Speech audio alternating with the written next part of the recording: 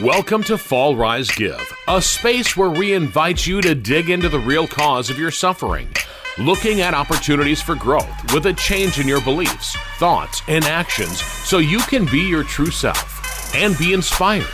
Join us as we explore life's ups and downs and navigate the twists and turns, sharing stories of resilience, hope, and the transformative power of giving back.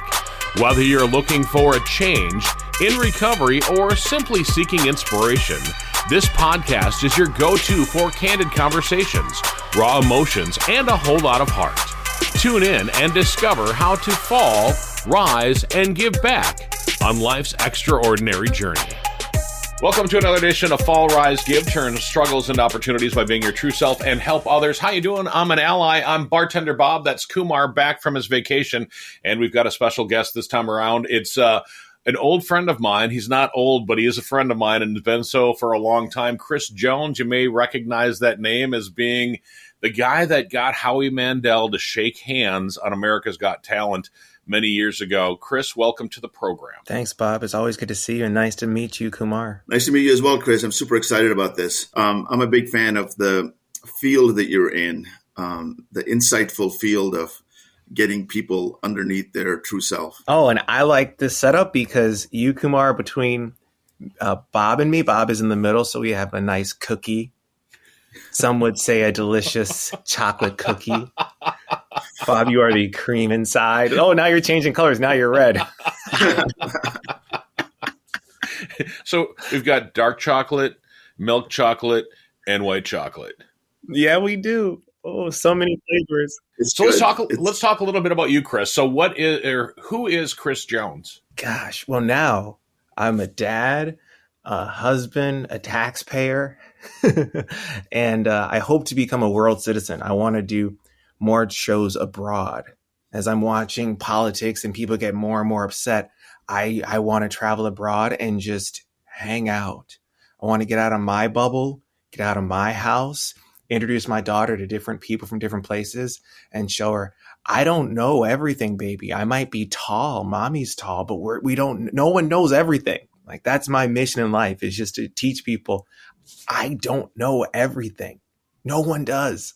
We don't have to fight. We can still somehow get along with our ignorance. No, I think it's, as the Buddha would say, the empty mind is the clear mind. And it's the empty mind. They work on practices of emptying your mind. And so having the childlike mentality of not knowing anything, that's where the true magic is, I think, from a spiritual level. And maybe from a level of human interaction, like you said. Hey, that's why we can get along if we don't know anything. I don't hold judgment against you because I want to learn. I want to be open to what you have to say, what you have to be, and just spread love wherever I can. Yeah. Bob told me a little bit. Kumar, you're sober these days? Yes, I am. I have been sober for 570 some days. Congratulations. I went to Ireland last 2 weeks. I did drink there. I had some beers. I made a strategic move to hang out with the team, and so out of the 570 days, I went in and had beers. One day, full on 4 to 5 beers, and then the second day I had 2 beers. So pretty sober otherwise. You look calm. Thank you so much. It's, for me, one of the beauties of life is I wasn't known to be a calm person. Such a nice compliment because I work on it. I work on it a lot, to staying calm and centered and loving and grateful and all that stuff. That's good. Because some people can be sober and angry. Yeah. It's kind of like some vegetarians or vegan. They're upset. Like, oh, I can't believe you're eating meat. Like, my choice is my choice. Hopefully I'm not harming anyone. But you were able to say, I'm sober. I'm going to Ireland. I'm going to be in an environment where there is drinking. But you come out on the other side and now you're back to the middle path of sobriety. Yeah. So day 10, if you want to call it that. Chris, you're like 600 and some, aren't you? I'm at 720. Like, I have this app. It's kind of cool. It's called Nomo. I think it's Nomo. And I only really use it for the clock. 735 days. Sweet. I read a book, The Easy Way to Quit Drinking Without Willpower, because I tried cold turkey. I found myself at a wedding and I was resentful. I was the angry person, like, well, why can't I drink? I could have 2 and just stop. But it was pretty hard for me to do just one, because I'm a loudmouth, I'm an entertainer, and it's just adding gasoline to a fire. It's funny. We had an entertainer, comedian on, and he was worried about, he'd done most of his shows while he'd been drinking. Yeah. And he had quit a couple of years ago. And he found that he became his true self, and at first he was afraid of doing it because he's obviously at nightclubs and places like that, Yeah. where he was doing these shows. And the big thing is, he actually became his true self and more dynamic and giving himself more credit. Like, I can do this. Not only can I do this, but I can smell the roses along the way. I can see the blue sky. I can actually be better at my job and my craft because I'm clear-minded and clear from all sorts of, spiritual baggage that comes with drinking heavily. That was pretty cool. I think it's probably the same for you, right? Yeah. And I kind of feel like you go to the airport early in the morning and you see just a line of people for coffee. Yeah. Some people might miss their flight because they're waiting on their coffee. And when you get on the airplane, they give you free coffee. You're standing in line for a $9 coffee. Just wait on the airplane. People have their routine. And until they're in a situation where they don't get to keep that routine, they don't know that they don't know they can change a routine or a habit. Yeah. I got arrested in South Dakota, and that changed my routine real fast. I got arrested. Officers like, have you been drinking? I'm like, it's South Dakota. Everyone here is drinking. I've had 3 drinks in 3 hours, and I spent the night in the Sturgis jail. And I was like, well, I'm done. I'm too skinny for jail, especially in Sturgis. Wait, see, that's the funny thing is, so you got arrested in Sturgis, but you went to school at University of Wisconsin La Crosse, which at the time when you went to school there was more bars per capita than anywhere in the whole world. And yet Sturgis, where there's very few bars, you got yourself into trouble out there. In college, I was an RA, and if you were caught drinking, you will lose your job. So it was a non-deal. Plus, my parents taught me, like, don't break the law. And so I was 18. I'm like, I'm not going to drink. That's against the law. I'm not going to be in illegal trouble. But that's just how I was raised. And then I went into grad school, and grad school can be pretty dang lonely because you're just studying and writing and reading. And so that's when the drinking problem started. It started. And then you're a performer and you're the center of attention for 45 minutes and you get off stage and you're nobody, or you feel like nobody. And hey, there's a bottle there. Right. The bottle is always there. It's a constant, right? You can go to 7-Eleven and find it depending on where you are. All right. And then I find myself drinking on holidays because family's around. I don't even person not having a good time. So next thing you know, you're drinking 200 days a year. Let's talk a little bit about the, being the center of attention and being, up in the forefront. You were the guy that hypnotized Howie Mandel to shake hands on America's Got Talent. And so that was seen by millions of people. Mm-hmm. And you can still Google it today, and there you are having him shake hands. And, you went from that, here you are on this world stage, to not being on the world stage anymore. How was that mentally? Oh, it's great, because kind of going back to the cup being empty and filling your cup, the high of highs of being on national TV on my 29th birthday was pretty damn cool. But my mom had cancer at the time. So I'm literally watching myself on TV and my mom's hair is falling out because she's on chemo. And then 6 months later, she passed away. I don't want to be morbid. This is just kind of how life and cycles go. You don't get fall without spring. You need the winter. Like, it's just birth and rebirth. Like, so that's pretty dramatic. This show is called Fall, Rise, Give. Wow. Yeah. Full circle. Full circle, right? As you fall, rise, and as soon as you start to rise, you start to take your struggles and turn them into gifts. So the struggles that you went through there's probably a gift in there for yourself and that you're able to share with other people. Tell us about that. Yeah. So my sister gave me a real gift in that she was the one who was able to be with our mom when mom was fading away. Mom got to die in hospice at home by her church home, and her dog was on her lap and all these things. And that allowed me to be the performer, to keep making jokes, to bring in some money, to take care of the hospice and the house and the mortgage and take care of grandma. But my sister was the person who held my mom's hand and wiped her brow and brought her water and did things like that. Like, I love my sister, but we're just very different people. I won't hold still And she likes to take care of the house and do that thing. I think I deviated from your question, but Yeah. What's the gift that your sister gave you? the gift was her being there with mom, because I call him like, "Hey, mom, how are you doing?" And she's like, "Oh, your sister is so wonderful." And that was the gift, because I felt really bad about being selfish and wanting to perform and entertain strangers rather than taking care of the person who gave birth to me. Chris, that was probably therapeutic because, I mean, you are that people person and you do Yeah. like to be, up there, and you do like, the accolades that come with that. But I've also known you on a deeper level. I know that you are a giver, that you are a person that when you're doing well, you want other people to do well. So, you give that constant hand up and not a hand out, but a hand up. You give, you pull Oh, that's somebody nice. up and help them out.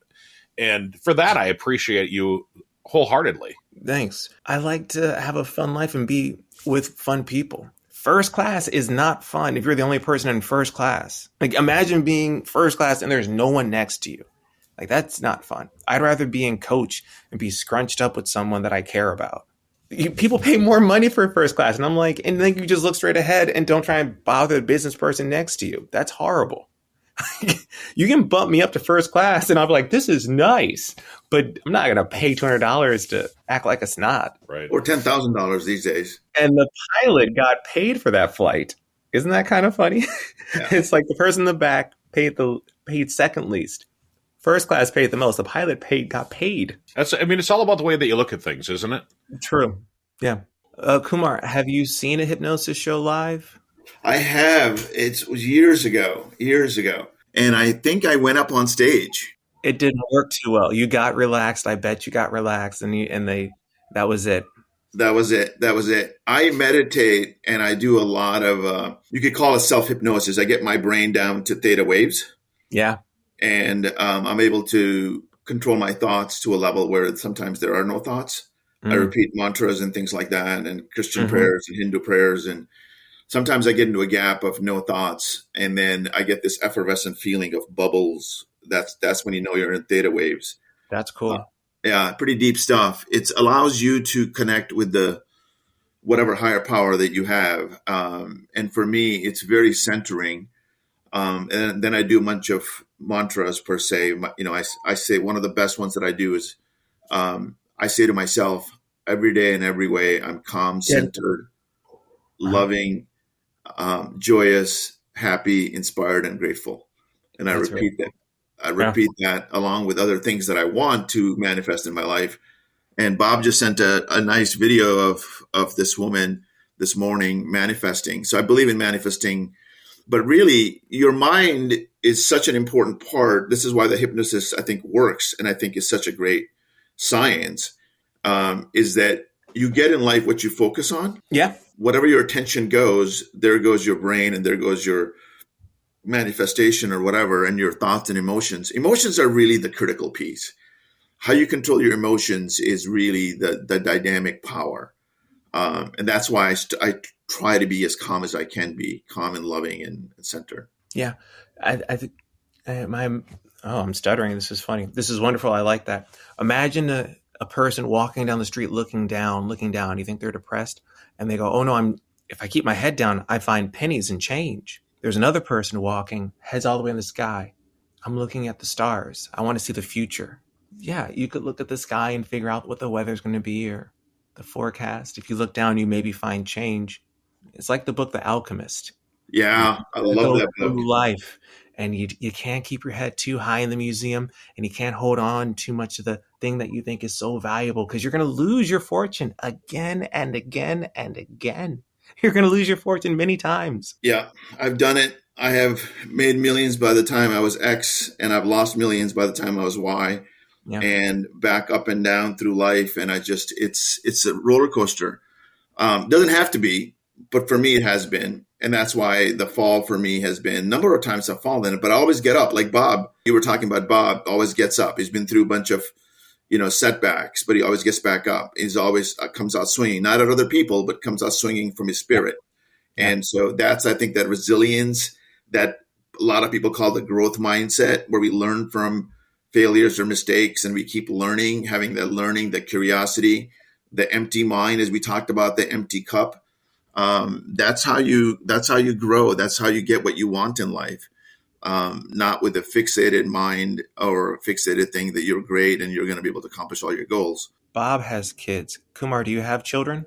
I do. I have a 23-year-old and a 19-year-old. The 23-year-old lives in San Francisco, living a dream life, working for a huge startup in technology. The 19-year-old is in college first year. And so, yeah, life is good. We can't give them wisdom because that just comes with time. You can't say do what I've done or don't do what I've done because they have to learn that. But what do you tell your kids that you think is very important, Bob? I always tell my kids, be seen, be heard, and be yourself. I mean, you got to be your true self. Otherwise, you're not going to be the person that you're meant to be. And be seen, be heard, be yourself. Yeah, be seen, be heard, be you. And I've actually got a tattoo.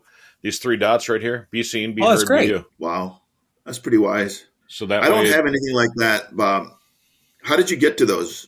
So a friend of mine, Josh Coburn, he has 3 tattoos on his forehead. His is mind, body, environment.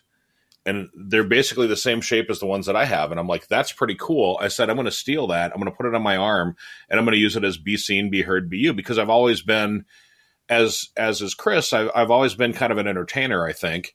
That, and I was always heard and I've always been myself. And the be seen part is like, okay, now I'm a bartender and I did websites for a while. And, when you're out there doing yourself and doing the right thing, you want people to know who you are. So that's kind of how that whole be seen, be heard, be you kind of came around. So my daughter played national level tennis at a pretty young age. And a part of it was, I went to University of Wisconsin, Eau Claire. So just so you know, Eau Claire, I've been to lacrosse for Oktoberfest and things like that. Yeah. I played on the college team. I was the last kid to get on the college team at Eau Claire. And Eau Claire had a pretty good team. You played tennis at Eau Claire. Yeah. And you gave that gift to your daughter. I'm sorry. Go ahead. The gift that I gave her is of hard work. We would get up at 5:30, leave our house at 5:35, 5:40, drive about 18, 20 miles on the freeway to get to a tennis center at 6 in the morning. And she would play and practice till 7:30, 7:45. And then we would get back to her class in school. And then she'd go back again at 4 o'clock to the same tennis center. And the gift of dedication and hard work, she's just very driven. And so I gave her the gift of that. And then we also had a book that I read, and I've talked to you about this, Bob, before, Inner Game of Tennis. Yeah, it's a great book. Great book. Tom Brady gives credit to that book for his success. Mm-hmm. And then my son, same kind of thing, growth mindset, learning. He's more of a gentle giant. He's more of a technical engineering type guy. And he's been through a lot of challenges emotionally and mentally. And he's just a great kid. And he's really wise. He's almost wiser than I am, very compassionate. So I try to work with him on being more compassionate and try to be more giving. So I try to give that immigrant feeling of, hey, there's a world outside of you. You're blessed. You live in Seattle. You're born in Seattle. You grew up in a great neighborhood. But let's go work at that soup kitchen in our church. Let's go give back to the community. And so giving is a big part of it. So I like to be able to say that this show is kind of what I say to my kids is you're going to fall. You just got to get back up one more time. And then as soon as you start giving to people what your gift is, that's when you become really happy. That's when you become joyous. That's when you're happy. That's when you get the self-reflection. Absolutely. So, Chris, I want to ask you the same question that you just asked the two of us. What are you doing to teach your daughter? That's a good question. I'm taking notes. I'll answer that. Givers are happy. Be humble, be happy. Mind, body, environment. Be seen, be heard, be you. These are my notes so far. For my daughter, I asked a young lady who I dated who had an interesting relationship with her parents. I said, what do you think about your relationship with your dad? I need a good relationship with my daughter. I want it to be something solid. How do I build a foundation? And her advice was, she's safe, she's loved. As long as your daughter knows that she's safe and she's loved, everything else will kind of take care of itself. So when she's crying and she wants this and that, she's like, I love you. You're safe. Everything else is going to work out. All right. We're going to find your tablet. All right. We're going to wear different socks. You don't have to wear that coat. You're safe. You're loved. everything else is going to work out. Because if you're not safe, we have to deal with that. We have to get you into an environment where you are safe. All right. And then when you feel comfortable, know that you're around people who love you. We can worry about all the little fringes, but those two first. That's awesome. That's some good advice. Be safe, be loved, Yeah. Make sure that your loved ones all know that. So I want to kind of circle back to, 735 days ago and today. Okay. And Kumar, I want you to think about this too with your whole journey. What habits or routines have you developed now to replace your old behaviors that you used to have? I drink a lot more water now. I'm not the guy who carries around a gallon of water, but if I'm going to take a trip, I'm going to bring a water bottle. Yeah. I drink a lot of carbonated water. I drink non-alcoholic beer. I honestly like Liquid Death. I reach out to them all the time and say, hey, I want to have your product on stage because it looks like a tall boy. And when you're at a party or a bar or whatever, I don't need to blend in, but it's comfortable being part of the crowd. Mm-hmm. So I drink the tall boy, and it's just sparkling water and some agave. That's my go-to drink. How about you, Kumar? I read the AA book, and I read the morning prayers, which is all about centering yourself around the day and God's will and all of that. I'm big into intuition. And so to me, intuition is a connection to the divine. That's where meditation helps me a lot. I've meditated for the last 20 years, but nothing to the level that I'm doing now. Nothing to the level that I've been able to do in the last 16 months. Chris, I want to kind of turn back to you, and I want to take you back to the point where you were a contestant on America's Got Talent. You made it through. You got Howard to take his ex away, and you got 4. Hey, you're moving on to your second time that you're on America's Got Talent. Michael Bublé was a guest, and you brought him up on stage. And I mean, I've known you for a long time. I was watching you. I'm like, yep, Chris is being a little cocky, a little arrogant when he's up there doing this thing. And I see the smile on your face right now, so you know where I'm going with this. So you're thinking to yourself that you've got the world by the cojones, and you're ready to do this. And you get him up there, and you start your hypnotist spiel, and he's BSing, man. He faked the fact that he was hypnotized, and you went from here to fell below the floor at that moment. How did you pick yourself up after? First of all, how did you feel at that moment, and then how do you pick yourself up after that? I was furious on stage, very angry. I kept it together, but still, you'll catch in the thing. I'm like, Howie, person to person, if you want to work on the hypnosis for the germs, let me know. And he's like, all right, I'm cool. No, thank you. And I went off stage. And then I found a corner and did some real screaming, crying, yelling. I didn't want to curse because there were a lot of children around and there were kids in the audience. So I did find a corner. I'll never forget it. It was like a chain link fence. And I was like, da, da, da. And I was just wishing all these horrible things on him. Am I ashamed of that? Fortunately, I was in a corner by myself, but I shouldn't wish horrible things on a person. Because like Kumar, you said, I've had bullies. And when you're in the situation with a bully, it's pretty terrible. And then you learn about the bully and you see behind the curtain and you realize hurt people hurt people. The taller the statue, the bigger the shadow. Whatever, like you said, Bob, your perspective is everything. I get upset my dogs are walking too slow and I'm like, come on, you're pulling my wrist. My dog looks at me like, you're pulling me by the neck. If I had won America's Got Talent, I would have been in Vegas because my friend Matt Franco is in Vegas right now. He has a great show. He's a great guy. He stayed the same. At that point in my life, I had gone to Vegas. I probably would not be anything close to sober. There would be so many drugs. So many drugs. So Bublé did me a favor. I drink bubbly all the time. Hey, Kumar, I don't know if his music is so good every Christmas. I'm like, yeah, I just haven't met you yet. Like, my wife's like, I'm not watching that. My daughter, my sister hates Bublé. Like the woman who was so compassionate to my mother, hates Bublé. Hates him. If Michael and my sister are ever in the same room, Michael, you better run. Kumar, Chris is this guy that's helped me through a lot of stuff. I mean, you wouldn't think this guy on this national stage would be friends with, this guy that lives in a town of 191. But, Chris has brought me down to Chicago a couple of times and we've hung out down there. When I was going through my divorce, he would call me and check in on me. When I got laid off from my job, he called and checked in on me. He's one of these guys that's been a constant positive person in my life. And I know that when I got together with Monique and introduced Monique and Chris together, I'm sure that she called me like the whitest guy in America when we first started dating. She's like, she's laughing right now in the background. But then she's like, "Oh wow, you really do have Chris as a friend." It's just one of those things. You have where a black friend. It's okay. What did you say? You have a black friend. Look at you, yes, Bob. I have a black friend. Yes. How do you? And you just happen to have a woman with the blackest name, Monique. Yeah, exactly. Hey, Chris is saying you have the blackest name out there. I do. She's like, I know.